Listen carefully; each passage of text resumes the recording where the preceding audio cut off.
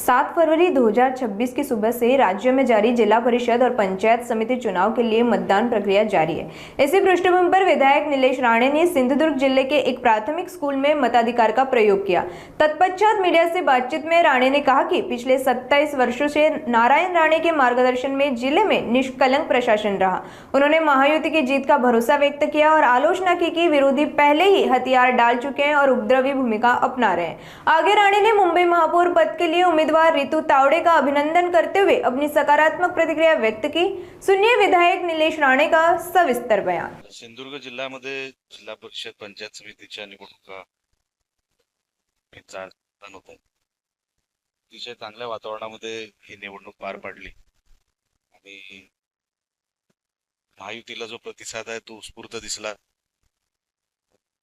हे मतदान पण तसं महायुतीच्या बाजूने होईल असं दिसतंय आणि आशीर्वाद दिले तर एक चांगली जिल्हा परिषद आम्ही चालू जी मागची 27 वर्ष राणे साहेबांनी निष्कलंक जिल्हा परिषद चालवली, पारदर्शक चालवली, तर पुढची 5 वर्ष ही एक चांगली व्यवस्था जिल्हा परिषद पंचायत समितीच्या माध्यमातून जिल्ह्याला आम्ही देऊ ही खात्री आम्ही प्रचाराच्या वेळेला लोकांना दिली।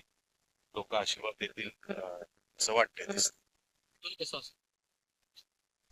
बघा मी नेहमी सांगतो मी लोकांना गृहीत धरत की आम्हाला एवढ्या सीट मिळतील पण मॅक्सिमम सीट मिळतील, कारण का आता तसा विरोधक तुम्हालाही कुठे दिसला नसेल। विरोधकांनी तशी शस्त्रच टाकलेले, कुठेही ते मैदानात दिसले नाहीत।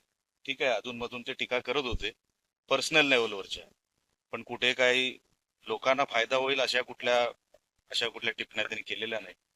लोकांनाही लक्षात आलेलं आहे टीका करणाऱ्याला ते कधी सत्तेमध्ये बसवणार नाही आणि आम्हाला सेवा करायची संधी देत।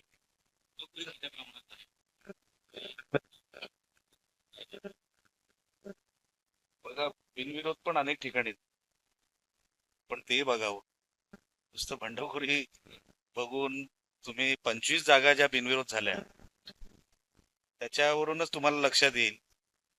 आणि मी सुरुवातीला पण सांगितलं होतं काही एलिमेंट असे आहेत ज्यांना सगळं चांगलं होताना जेव्हा दिसायला लागतं तेव्हा ते ऍक्टिव्हेट होतात।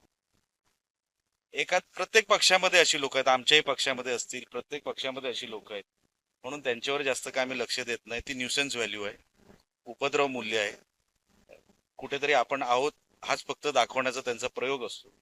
त्याच्या पलीकडे बंडखोरांना तसं स्थान कुठे मिळणार नाही। लोकांना लक्षात आलंय जर महायुतीच्या बाजूनी राहिलं सगळी सत्ता केंद्र यांची विकास हेच करू शकतात, डेव्हलपमेंट हेच करू शकतात, म्हणून तसा निकाल एकतर्फी राहील।